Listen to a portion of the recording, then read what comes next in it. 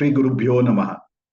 Vakratunda Mahakaya Surya Koti Samaprabha Nirvignam Kuru Me Deva Sarva Karyeshu Sarvada. Gurur Brahma Gurur Vishnu Gurur Devo Maheshwara Gurur Sakshat Parabrahma Tasmai Shri Gurave Namaha. Sahana Vavatu Sahanau Bhunaktu Sahaviryam Karavavahai Tejasvinavaditamastu ma vidvishavahai. Om Shanti Shanti Shanti. Harihi Om. Friends, on behalf of Param Vedanta, I extend a hearty welcome to each and every one of you for today's 16th session of Mananam series. Today, mantras 10, 11, and 12 of Kathopanishad, Dvitiya Adhyaya Prathamavalli is going to be explained. In these verses, the transcendental self, which is subtler than the subtlest, beyond the sensory grasp and intellectual comprehension, remains ever present as the silent witness, the very ground upon which the senses and intellect operate. Though imperceptible, it is accessible through a purified mind alone. When approached with unwavering tapas, the self shines forth in its own light, gracing the seeker. We are privileged to have Dr. Thimappa Hegde Sir with us today, who will illuminate these profound mantras and guide us towards deeper assimilation.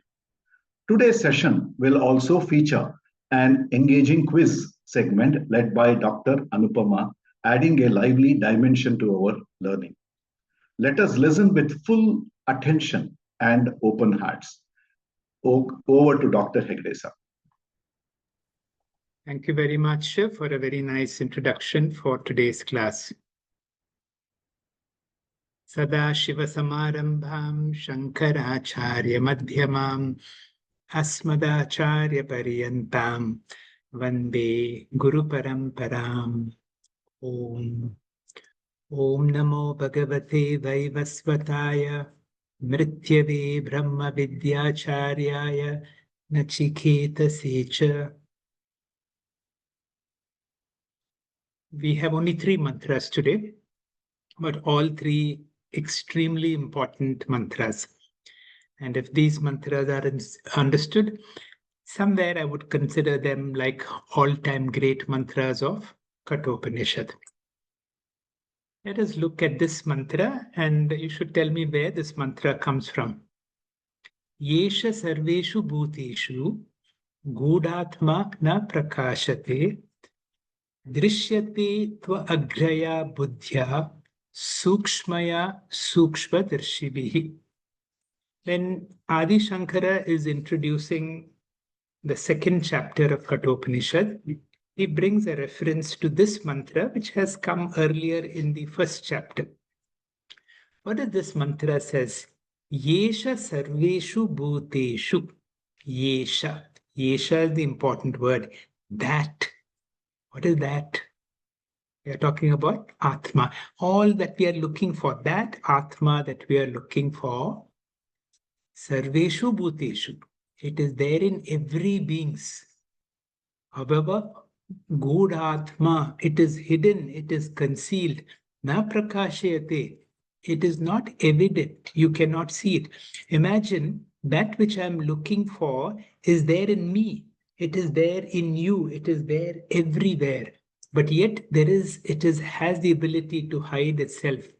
But then there is a very revealing part. You will see every mantra has got 2 parts. One side of the mantra is presenting a problem. The second half is giving the solution. Drishyate tva agraya. Agraya means a very, very refined or an elevated type of mind. That is why if you will see all those who have been in Vedanta class for some time now, if there is one sadhana that we are working on all the time, is the sadhana of refining the mind. The word Samskrita means to refine. Here is a language which has been utterly refined, and it has reached a state of utter purity. Now, that is the same Samskritam that we need to do, refining of our mind. That is the meaning of the word Tva Agraya, a very refined mind. Not only a refined mind, Sukshmaya Sukshma Buddhihi. In the 11th chapter of the Bhagavad Gita, Arjuna suddenly decides to ask Sri Krishna, "My Lord, I want to see your divine form." And it is said, there are commentators who said that the Lord gave him his divine form at a time when Arjuna was not ready for it. So Arjuna was not ready. So what he did is he gives him the Sukshmaya Sukshma Buddhihi.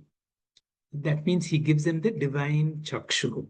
And the moment he gets the divine Chakshu, suddenly you're able to see Vishwarupa Ishvara. That means everything and anything, both good and bad, is none other than Ishvara. So look around your whole room, wherever you are sitting, including the device from which you are getting this information. Everything is Sri Krishna or the divine or Atma itself, other than Atma. Now, if I have those special goggles, then I'm able to see that which I have been looking for, that Atma which is hidden everywhere, but with that divine Chakshuhu, I'm able to see it everywhere.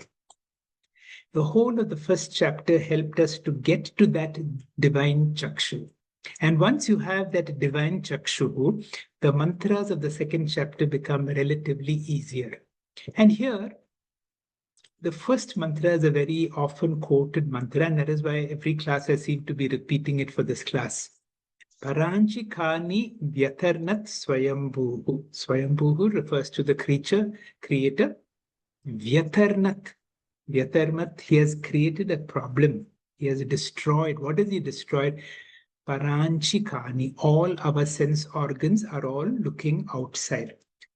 Not only looking outside, they don't have that Divya Chakshu. They are not able to see that which is hidden in every creature.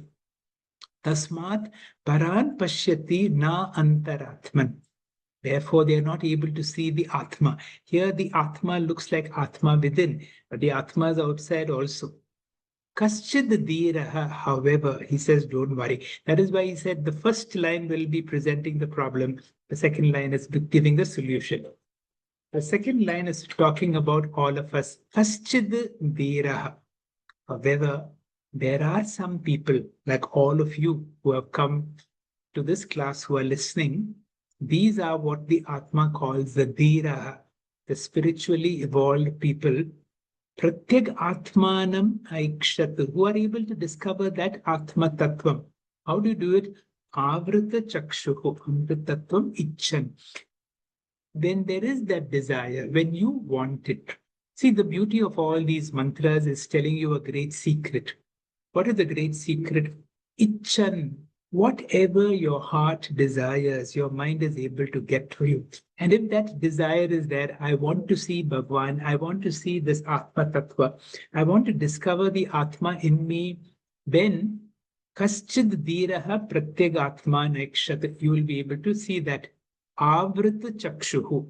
That means you will be able to transform your vision into what Sri Krishna talks in the 11th chapter as Divya Chakshu. What Arjuna got is something all of us can get. Then it does not matter what you do. You have a nice verse in the Bhajagovinda. Yogaratova, Pogaratova, Sangaratova, Sangavihina, Yasya Brahmani Ramate Chitta.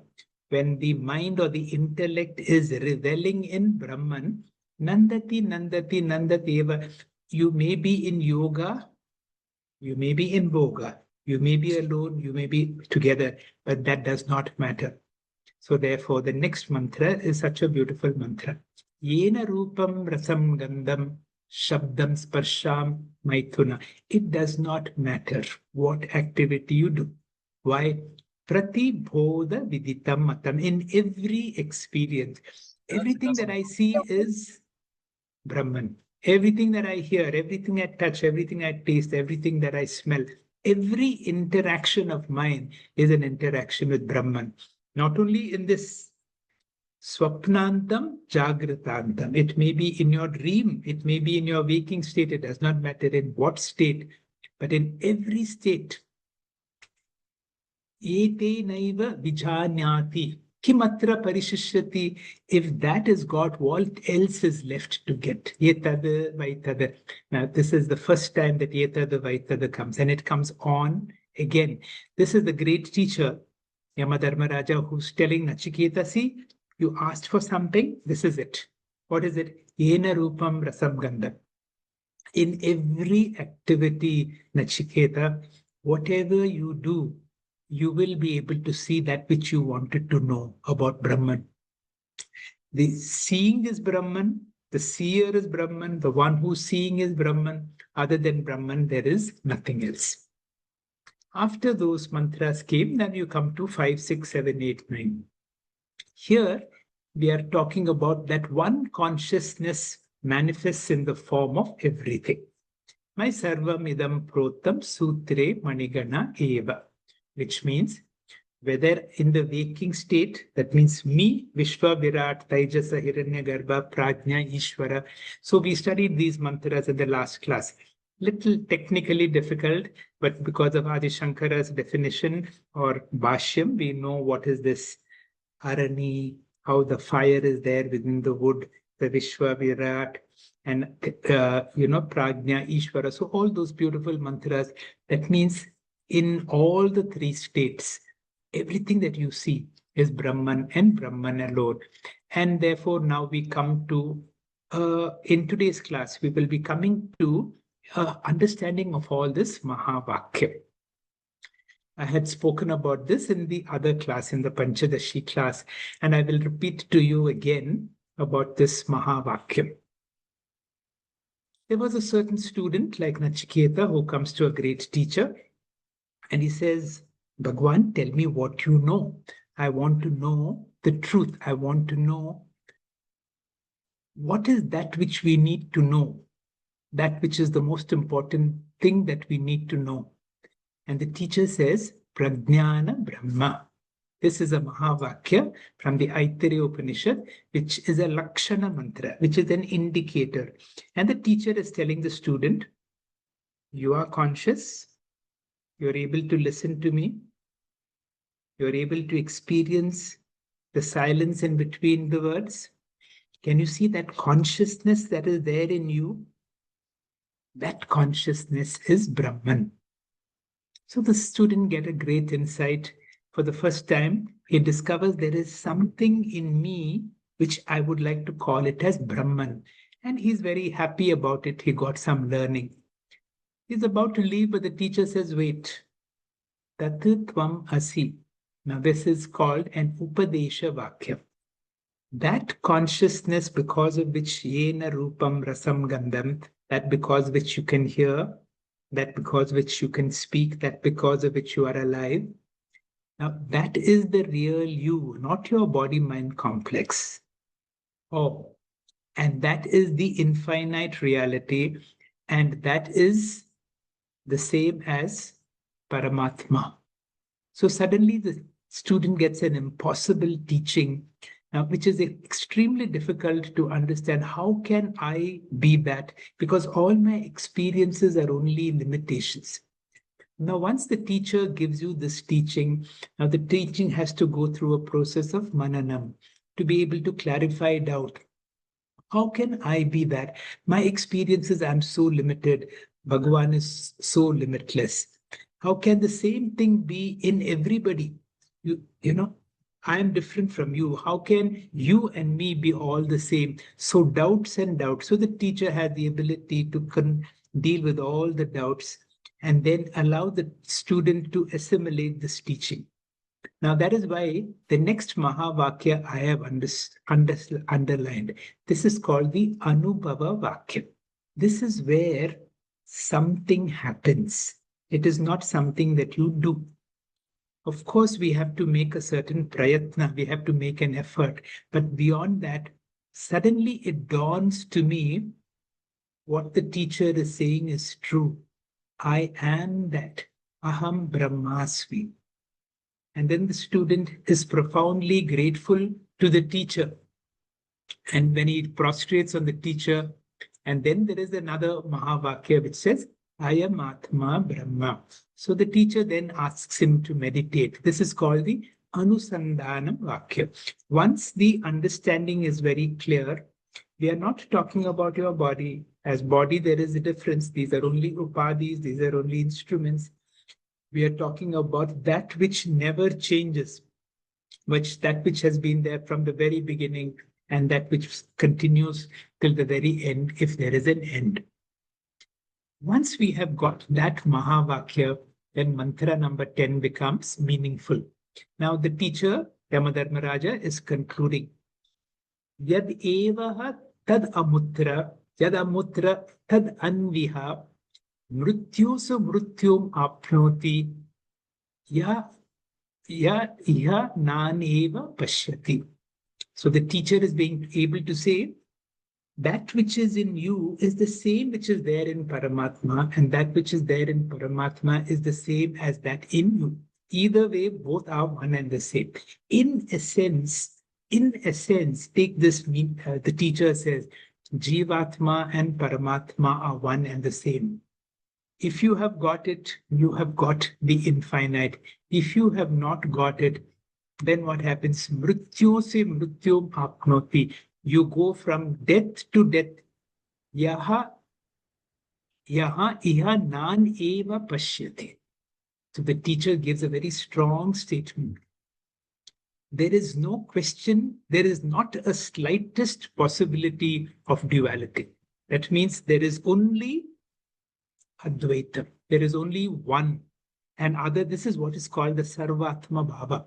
Other than Atma in me, Atma and Bhagavan, and Sarvatma, everything else is only an appearance. And that is what this mantra is trying to say. Let us go word by word. Tad yad iha. That which is here, eva amutra, alone is there. Tad yad amutra, that which is there, anu iha, alone is here. Sahaya pashyati, who is able to get this Sarvatma Bhava, who is able to discover the Atma Tattva in me is the same as the Atma Tattva in the Lord, who is able to say, Iha Nana Iva. Here, there is no question of duality. There is no question of plurality. If a person is able to see, that means if I'm able to see differences, then I go from death to death. What a warning. The teacher is saying, I have to help you to get over this vision of duality or the sense of otherness. Whenever there is a sense of otherness, you go from mortality to mortality. So this mantra is a summary of the previous class from mantras 5 to 9. That which is here alone is there. That which is there alone is here. One who sees Dvaita, one who sees otherness, one who sees differences, as it were, goes from death to death. So the same consciousness which manifests in the individual is the same consciousness in the macro or in the Ishvara. So one who's absorbed in the upadhi, that means if you are not able to disidentify from the body, then when the body dies, we feel that I die. That is why while we are alive, we need to have that key understanding, I am someone other than the body, and to be able to go beyond the body. Only such a person will be able to see beyond mortality. This insecurity will end only with the knowledge that the immortal consciousness, is transacting through a mortal body. When I know that I am consciousness, remember Swamiji was saying consciousness is not part, product, property of the body. It is an independent entity, which is all pervading, not limited to the body. And when this body drops, consciousness continues to exist, so on. Now, once I discover that, I see everybody else as consciousness also. This seeing oneness is called Advaita Darshanam. And when I'm absorbed in oneness behind the plurality, and if you're able to see plurality, then you will go from death to death. I remember, because this will come in the next mantra also, and I will tell you something about it. It was a certain examination that we were going through. And just before the examination, we had a chance to meet with our professor. And he called for a special meeting, and he says, I hope you're all preparing for your exams. And he says, as you are preparing, I would like to tell you, see, these chapters are very important. And he gave an idea of this is important, that is important, this is important. And he discussed 3, 4, 5, 6, 7 topics. And he says, and it looked like he was giving an overview of everything. But then when we saw the question paper, we realized he was giving us the question paper. Everything that he said was important, and also the same sequence that he gave us was the question paper itself. And those of us who took his advice very seriously realized that he had given us the truth. He had given us the whole question paper, which was unbelievable. Why am I telling you that? Yamadharmaraja is the Lord of Death. He is giving you the secret. And if you are able to get that secret, he's telling you how you can escape from the net. So he was telling you where in this world the net is not there. That means you can live in this world, but you can experience immortality. From Mrityo to Amritam Gamaya. So the whole of Kathopanishad is that journey from death to deathlessness. Of course, you understand that this body has its prarabdha, this body has to go. But then my disidentification with the body is so clear that there is no question of moving from death to death. Now we come to mantra number 11. This is perhaps one of the all-time great mantras.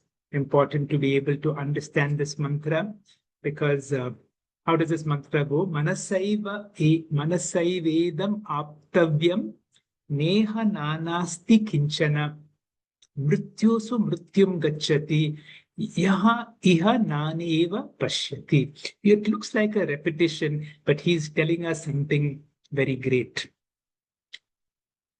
If you're able to see differences, just like we said in the last, if you're able to see duality, if you're able to have a sense of otherness, then remember last time it was mrityosu mrityum apnoti. Here he says gacchati. Now he's giving you a second chance where he's telling you the truth. If you are not able to disidentify from the identification with the body that we normally have, then what happens? There is no more chance. You go from death to death. And therefore, the whole secret is learn to disidentify. I am someone other than the body. All our Vedanta teachers are teaching us right from the very beginning, I am not this body. I am someone other than the body. Now, that is the bottom line, but there is something else in the first line. Manasai eva aptavyam. Manasai eva idam aptavyam. You want to know about that Atma now? That Atma, Nachiketa, can be attained only through the mind. Now we have a problem when you say this. Why? Let us see. Idam, this. This means what you're looking for. Aptavyam has to be attained. Manasa eva, through the mind alone. Asti na nana. There is no plurality. Kinchana iha, at all. Sahaya pashyati, one who sees multiplicity, he goes from death to death. Mrityosu mrityum gacchati. This has to be attained through the mind alone. This means what? This Atma Tattva, this Brahma Jnanam has to be attained through the mind alone. There is no plurality here at all. And one who sees plurality, as it were, goes from death to death. The essence of this mantra is there is no sense of multiplicity, there is no sense of otherness.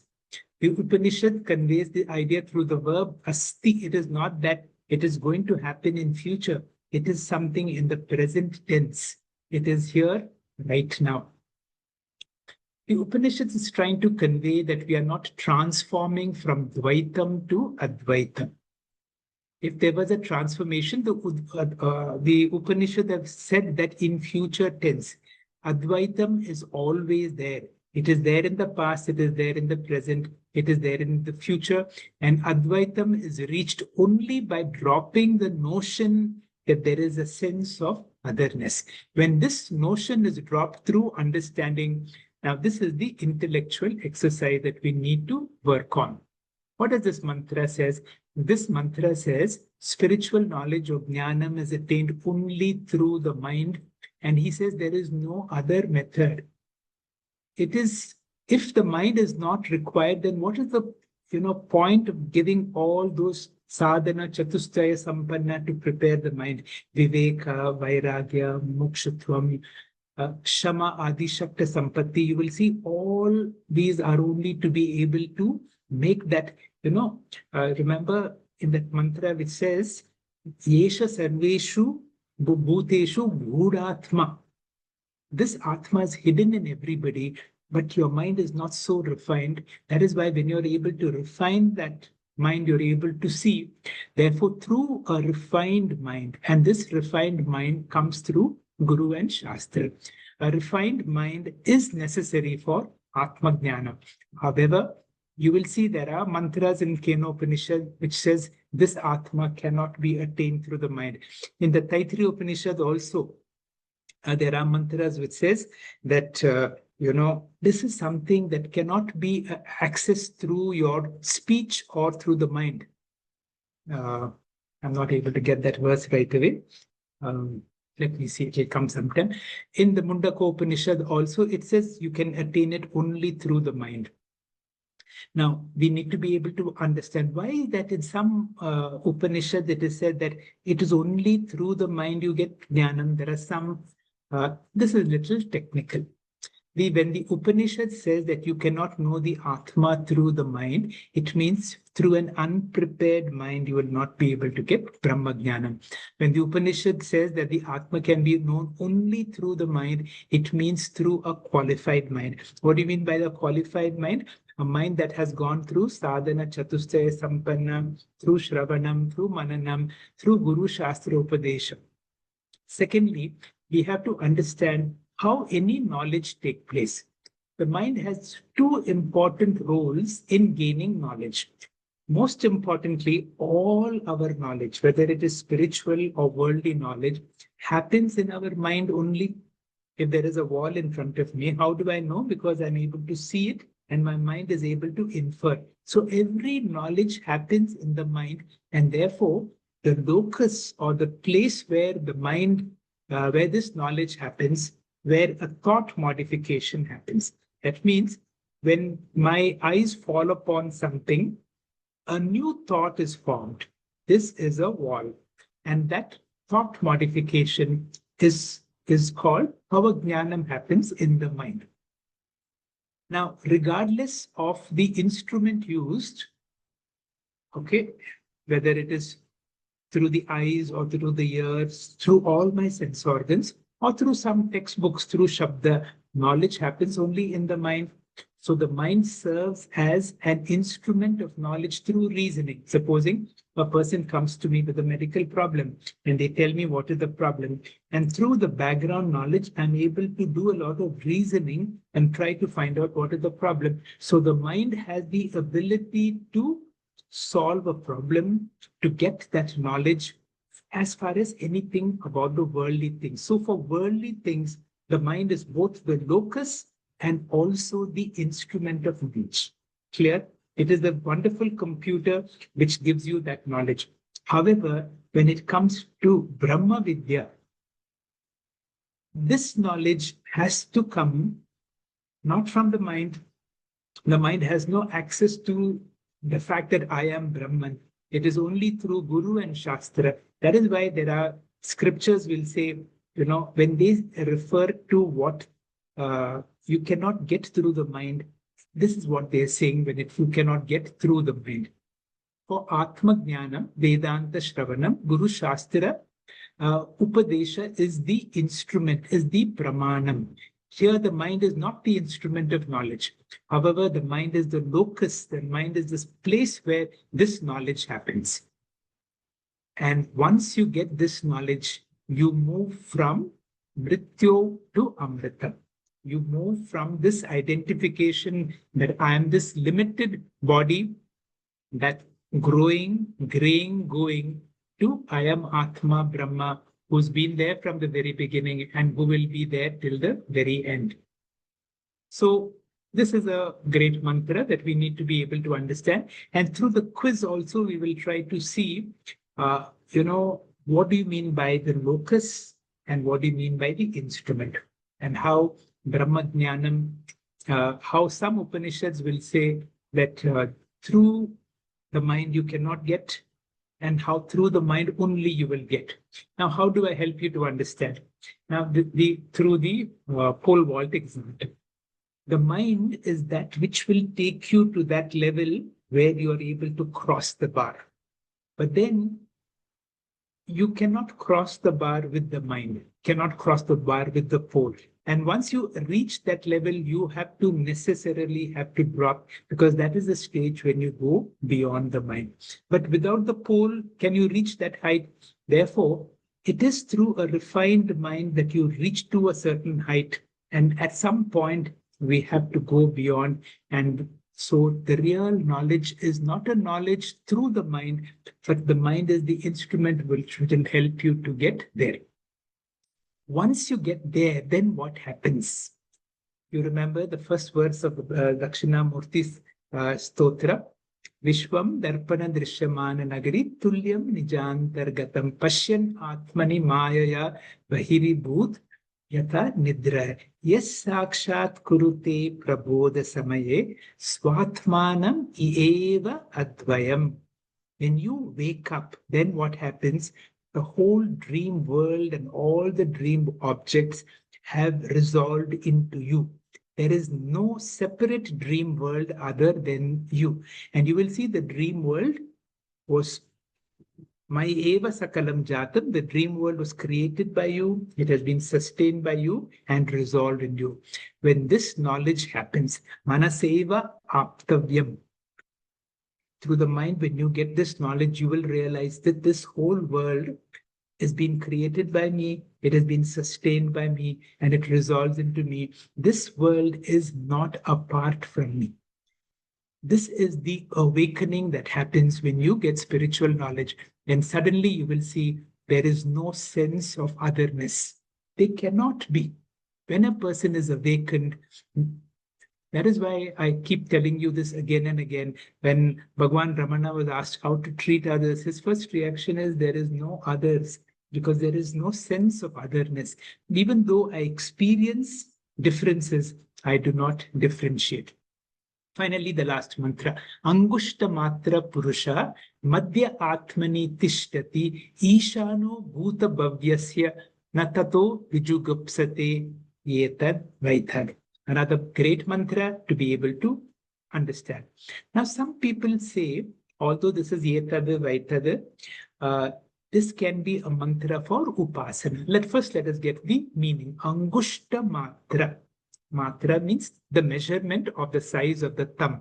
That Purusha, O Nachiketa, that you're looking for, he says, is of the size of the thumb. Now, we know this Atma is limitless. But he's saying, for the sake of understanding, imagine it to be the size of the thumb. Where is it located? Madhya Atmani Tishtati. Here, Atma means the body. In the middle of the body, it is located. Where is it located? In the heart. And what is it? Ishano Bhuta Bhavyasya. It is the Lord of the past and the future. And once you know this Angushta Matra Purusha, that all-pervading Atma, which is now localized within the body and which can be discovered in your heart. Na tato vijugupsate. Gup means to hide. I don't have anything to hide because there is no sense of insecurity. I now am free from the fear of mortality. There is no death for such a person. Let us get the word to word meaning, and then when we'll conclude today's class. Purushaha.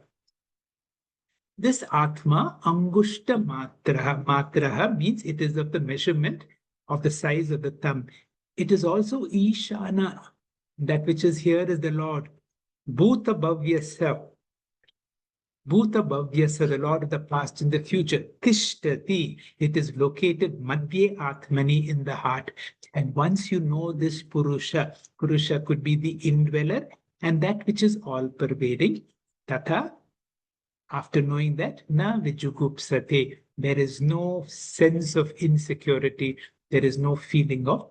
So, although some people call it an upasana mantra. Upasana means ahangro upasana. What is ahangro upasana? Aham vigraha. When I install within me the Purusha, aham vigraha. Within me is the Lord, and to be able to see the Lord. Of course, the same concept comes in Purusha Suktam also. The Atma, which is of the size of the thumb, but don't be confused, symbolically only, which is the Lord of the past and the future, dwells in the heart of the body. And after knowing this, such a person does not seek security. Etad vaitad. This is that. This has to be known. So we will discuss all this in the quiz part, that we, although about the pot space and the total space, we have discussed this many times. So remember that mantra all the time. My sarvam idam protam sutre manigana eva. I am all pervading. If I'm all pervading, it should be in me also. Where is it in me? If electricity is everywhere, I have to discover it in the plug point. So too, symbolically discover that Atma within you, in your mind. And the mind here in Shastras refers to as Hridayam. Hridayam is not that pumping heart. It is the mind. It is located there. Dr. Anupama, if you will clarify all this through a quiz process. Shri Gurubhyo Namaha. Thank you, sir. A revision on what we just did. The first mantra for today was Yaha eva iha tad amutra. Yad amutra tad anu iha. Mrityoho samrityo apnoti. Yaha iha nana eva pashyati. That person who sees diversity, that person who sees Dvaitam, goes from death to death. The gist of this mantra is, please select the words from below. The gist of this mantra is the ability to see everything as Atma, Sarvatma Bhava. That's right. Although there are many reflected consciousnesses, we know the original consciousness is only one, Ekam. Reflected consciousness has gradation with respect to the reflecting media or the Upadhi. Yes. Now, if something is removed, there is neither Jiva nor Ishvara. What is it? The Upadhi, the reflecting media of the body-mind complex, or Samashti, Maya. So this is proof that Ishvara is only an empirical reality. That means something that can be experienced, but not the absolute reality. Ishvara Jiva Bheda exists only in the triangular format. And there is only one Brahma Chaitanyam in the binary format. That's right. Should we proceed? Please explain. Explain, please. The gist of this mantra is Sarva Atma Bhava. Although there are many reflected consciousnesses, we should know the original consciousness is Ekam. The reflected consciousness has gradation with respect to the reflecting medium. Remember the mirror and the image on the mirror. If the reflecting medium is removed, if the mirror is removed, there is neither Jiva nor Ishvara. This is proof that Ishvara only has an empirical existence or reality. Ishvara Jiva Bheda exists in the triangular format, whereas in the binary format, there is just one Brahma Chaitanyam. Next, please. Continuing with the same mantra, Tat Amutra refers to that original consciousness in the macro, also called Samashti, or the total, or Ishvara. the Paramatma, yes. Yad Eva Iha refers to the original consciousness in the micro or the Jiva. That's right. So, Yad Eva Iha, Tad Eva Amutra means the original consciousness is the same in Jivatma and Paramatma. This means that the essence, or essentially Jivatma and Paramatma, are the same. That's why this is a Mahavakya. Yet, we see there are so many different types of Jivas. Is there no difference between them? Please explain. Also, please quote any suitable verse from the Bhagavad Gita which gives the this message of Sarva Atma Bhava.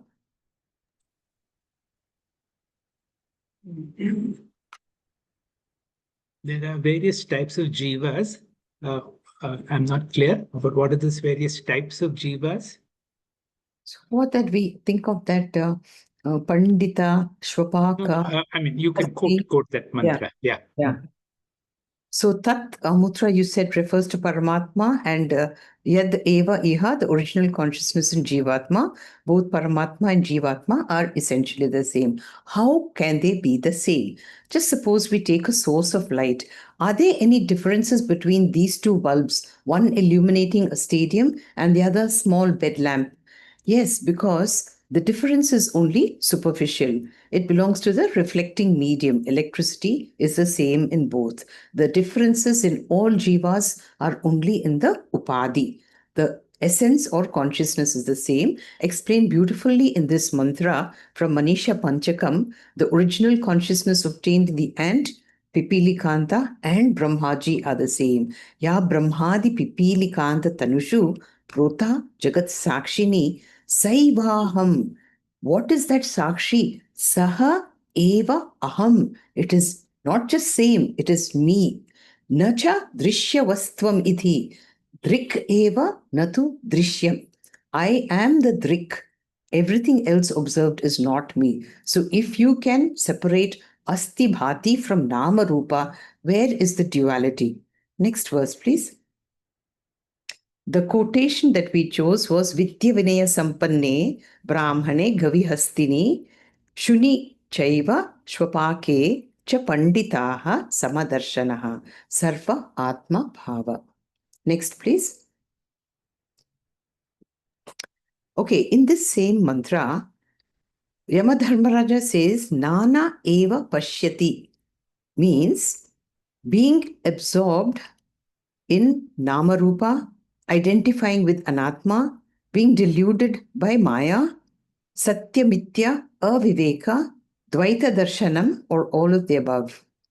The importance of this mantra is do not be deluded by Maya, do not focus on Anatma, don't focus on the Nama Rupa, because if you are caught up by all that, then the cycle of Punarapi Jananam, Punarapi Maranam goes on. So the answer is all of the above.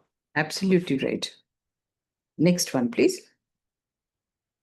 Again, with the same mantra, we know that a person who has Dvaita Darshanam, Mrityo Apnoti. But how does Advaita Darshanam give a person immortality?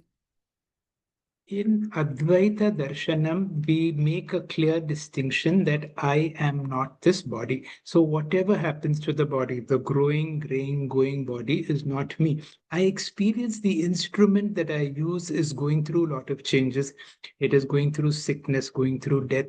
But I always remember that I am the experiencer, I am the observer, I am the indifferent sakshi of the instrument which comes and goes. And I have to work on this dissociation between the upadhi that I use as an instrument of action. Absolutely right. There's nothing more to say, but if I have to read what I have prepared, we have seen Yamadharmaraja says that those who are absorbed in or identified with the medium, that is upadhi, what do they see? Nana means diversity eva pashyati. And these are the people who see immortality, samsara, which ultimately is just insecurity. Isn't this an endless struggle?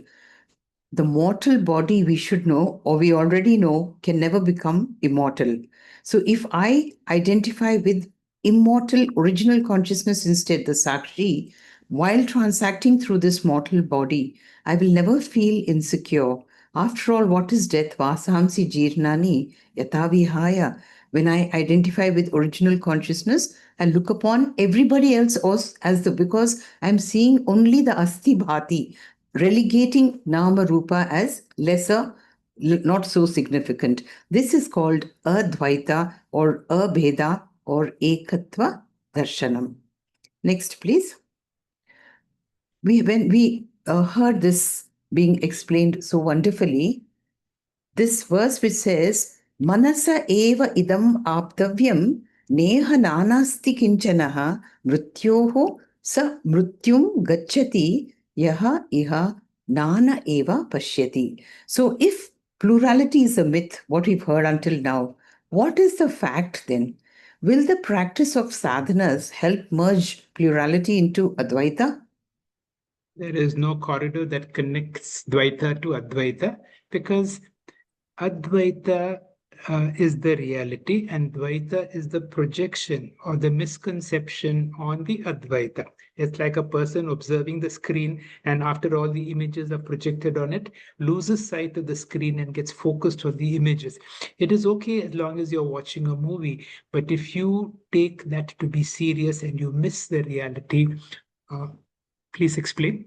Yes, you've actually said the whole thing. So if plurality is the myth, what then is the fact?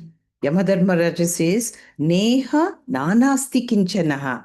That means iha kinchanaha nana means diversity, na asti. Plurality only belongs to nama rupa, substance being one. For example, if we have a set of jewelry and also a box of tools, what do? We stash away the jewelry into a safe and secure place. We don't do that to these tools because in the jewelry, we see the value of gold, the asti bhati aspect, not necessarily the nama rupa. We see sarvatra eka swarana darshana. Message being handle plurality, but never forget the asti bhati behind it. Next, please. So, will the practice of sadhanas help merge plurality into Advaita? As you just said, there is no passage from Dvaitam to Advaitam. In past, present, and future, there is always Dvaitam. There is no need to reach out to it. Reaching happens only by dropping the notion of Dvaitam, dropping ignorance of Advaitam, and Jnanam is the only method. Next, please. So we just heard this. Manasa eva idam aptavyam. Idam here means Atma Jnana. Manasa means with the mind as an instrument. Aptavyam means can be achieved. Jnanam is possible only with the help of the mind. But we have seen in Kathopanishad, yen manasa na manute. What the mind cannot feel, and Yato, in Taittiriya, there was Yato vacha nivartante aprapya manasa saha. Whence all speech just bounces back without reaching the mind. That means you cannot communicate Atma Jnana with words because they will just bounce back at you. So, are these mantras contradictory? Not at all, because we discussed this again, because we have to be very clear as to the instrument of knowledge and the locus. The mind, as far as Atma Dhyanam is concerned, serves only as the locus where knowledge happens. The instrument should always be through Guru Shastra Upadesha.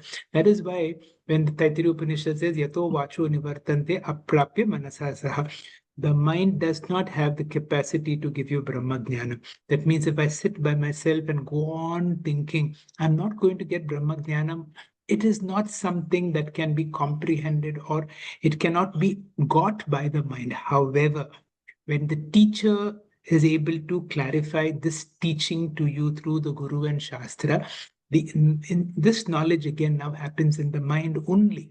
Now here the mind becomes the locus for the knowledge, and the instrument here, the pramanam, the authoritative source, the scriptures. Please clarify. Yes, I have made a few slides because I thought the concept is a bit confusing. I'm trying to kind of straighten it out with a few more slides. Please cope. Next one, please. So we should just keep it very firm in our minds that there is no contradiction with respect to Shruti. Whenever Shruti sounds contradictory, we have to relook, rethink, and try to understand that there can be no contradiction in Shruti Vakya. When they say that the mind cannot access Brahma Vidya, a very simple meaning could be an unprepared mind cannot know. As Sir just told us, Esha sarve bhuteshu guda atma na prakashate. Why do we have to search for Atma when Atma is within everybody? Because it is Gudatma. It is covered. Covered by what? Covered by ignorance. Because it is covered by avidya, na prakashate. Most of us don't even know it is there. But there are some people who know. He calls them Sukshma Darshibhi. How do these Sukshma Darshibhi know? Because they have Agriyaya Buddhyaya. They have a sharp mind and Sukshma Buddhi. They have a very subtle intellect. So, with a sharp mind and a subtle intellect, we can get Atma Jnanam. So, we have to prepare by Karma Yoga, Ashtanga Yoga, learning the right values, and various religious activities. This is a simple answer to this question. The second is a bit complicated. We know when we say mind, we mean antakarana, all the faculties of the mind. It has two roles. First, it acts as a locus of knowledge. Whenever there is any input of any information, it has to be received by the mind because the mind is a location for vritti parinama. Just like milk gets curdled, the information needs to be processed in the receptacle, which is called the mind. So the mind is the locus of knowledge. The second function of the mind is it's also an instrument. It's a pramana. It processes this knowledge with the faculty of logic, reasoning, anubhava, various things. So the mind is also an instrument which processes this information. So mind could be locus, mind could be instrument. Next slide, please.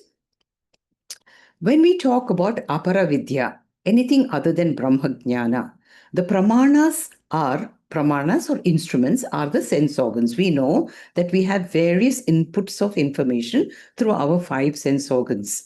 And all this information has to be received by the locus, which is the mind, which is common for every sense organ. In addition, yukti is needed for understanding. So, for aparavidya, the mind has a dual role as an instrument of yukti, the reasoning aspect, and also as a locus for this conclusive knowledge. But Atma Jnanam is different. Next slide, please. How is it different? We know that we cannot directly look into Atma like we could look into a flower. Shastra says, Atma Jnanam, for Atma Jnanam, we have to do Vedanta Shravanam. This is Guru Shastra Upadesha, which is the instrument for Shastra Jnana. The mind is again the locus. Just like we had for Aparavidya, the various sources, the locus even for Paravidya is the mind. So the common feature for both is mind as a locus or receptacle. Next one, please. The difference now. Why is Atma Jnana different? Is it both instrument and locus? Sense organs do not have any role in Atma Jnana because we know that Atma is a Shabdam, Asparsham, Arupa, Rasa, Gandha. So sense organs have no role. Then what about the reasoning mind? We have heard from this Kathopanishad that na Esha tarkena mati apaneya. By any logic or any reasoning, we cannot get Atma Jnana. So for Shabda Pramana, mind has to be negated as an instrument. Apara Vidya being beyond Yukti. But as a locus of knowledge, we need the mind, and we need a very fit patram, a very prepared mind as receptacle for this knowledge. Next one, please. Moving on to the last verse, Angushta Matra Purusha Madhya Atmani Tishtati Ishano Bhuta Bhavyasya Natito Vijugupsate Etad Vaitad. So, why do we say that Jivatma and mind are both in the Hridayam? How can consciousness be located? Consciousness is everywhere. If it is everywhere, it should be in me also. If it is in me also, it is everywhere in me. But where do I find it?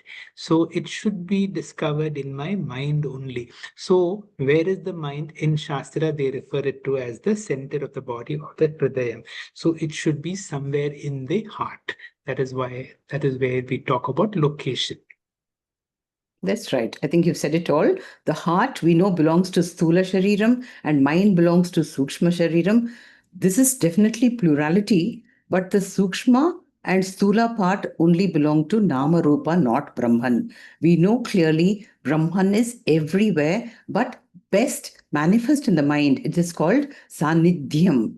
So it gives the feeling that it is located, and it only symbolizes the Jivatma, which is the witness of Sakshi, which is a witness, Sakshi, illuminator of the thoughts, the presence and absence of the thoughts. So, Manasi Sakshi Rupena Vartate.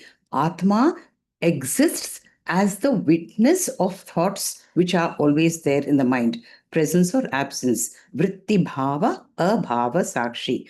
But it is only according to Shastra that we should believe that the mind is located in the heart. There is no other reason. Next one, please. If the mind is within the heart, what is the size of the mind?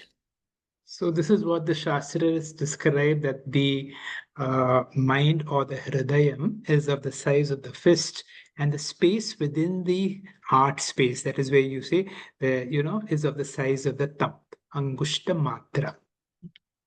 That's right. Next one, please. Yeah. As you just said, this is totally imaginary. The size of the space within the heart. And what is the size of the heart? The size of the fist, enough to accommodate the thumb. Next one, please. So we know that there is a space, there is a heart, there is a mind in the middle of the body. Now, what is the size of the Jivatma within the heart? Is it equal to the size of the thumb, or can we imagine infinite Brahma in such a finite space?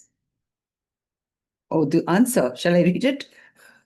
Please go ahead. Okay. So we have to start reasoning this, because it's really not wrong, but it's a kind of a suggestion, a symbolism. So when we think about pot and pot space, we have to ask ourselves, is the space within the pot limited? Actually, no. This concept of limitation is a delusion, because it's only the capacity of the pot that is limited. And the space is both inside and outside the pot. Technically, it is the pot which is within the space. Everything that we can conceive of is in space. So consciousness, like space, is not only within the heart, but everywhere, within which everything else also exists. That is why it is called Akhanda Atma. And there is only one Atma. So the Jivatma within can never be different from Paramatma outside, if we take the Asti-Bhati aspect of it. Next slide, please. So taking the clue from that Ishanu Bhuta Bhavyasya, what is the nature of this Jivatma, which we believe is the size of the thumb, and what is the real size of this Jivatma? These are only symbolic, although we say the size of the thumb. Just like we said, pot space and total space. No, this is just giving a reference. See, sometimes if you want to do upasana, if you want to imagine then these are useful for upasana. From understanding Jivatma and Paramatma and one are the same, they are limitless entities. That's right. So, as you said, all pervading Jivatma is Paramatma, especially in this mantra when Yamadharmaraja says Jivatma is the same as Ishana. And who is Ishana? The Srishti Sthiti Layakar, Karta Bhuta Bhavya of this entire creation of past and future. So, Jivatma is the limitless Paramatma. That's why this is a Mahavakya mantra. Thank you. Thank you.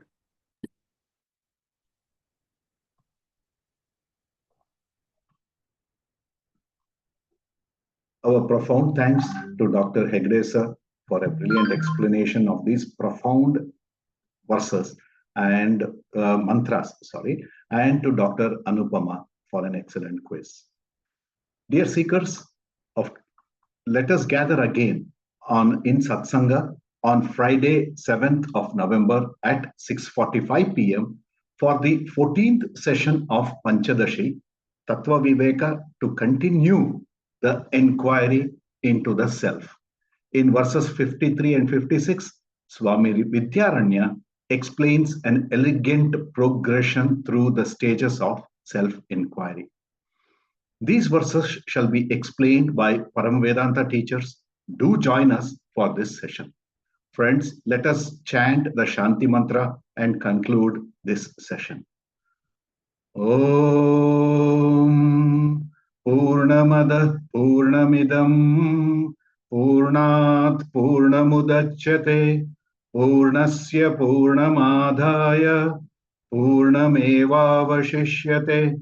Om Shanti Shanti Shanti.